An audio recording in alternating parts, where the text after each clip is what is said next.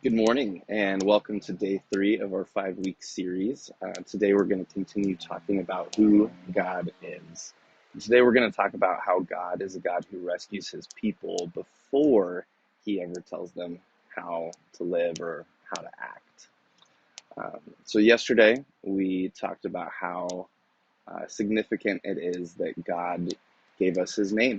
If we're going to know God, we need to know his name, and we're not going to know his name unless he tells us. So it is crazy and awesome that the God of the universe told us, my name is Yahweh. That's the name by which you can call me and know me. So we're going to move forward in Exodus to chapter 19. After the Israelites escaped from Egypt, if you recall, they go through the Red Sea, they're wandering around in the wilderness. After 3 months, they camp in front of this mountain. And so I'm going to start reading at verse 3 in chapter 19. Moses went up the mountain to God, and the Lord called to him from the mountain. This is what you must say to the house of Jacob and explain to the Israelites. You have seen what I did to the Egyptians, and how I carried you on eagle's wings and brought you to myself. Now, if you will carefully listen to me and keep my covenant, you will be my possession out of all the peoples, although the whole world is mine, and you will be my kingdom of priests and my holy nation. These are the words that you are to say to the Israelites.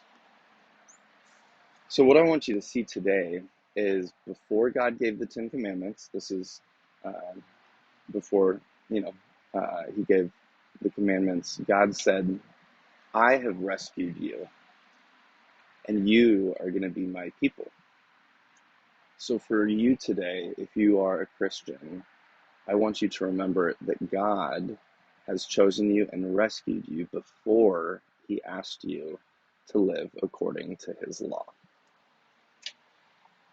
Now, we want to live according to his law, his statutes, his precepts, are different words that the Psalms call it. We want to do that because, first of all, God said it's going to be good for us. So, I don't know, if God made us, he probably knows what's best for us. He said, hey, this is going to be good for you, and it's going to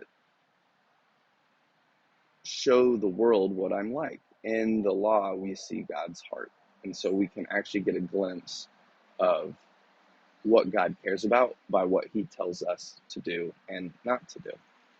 So today, I want you to remember that God has called you and chosen you before he ever asked you to do anything for him.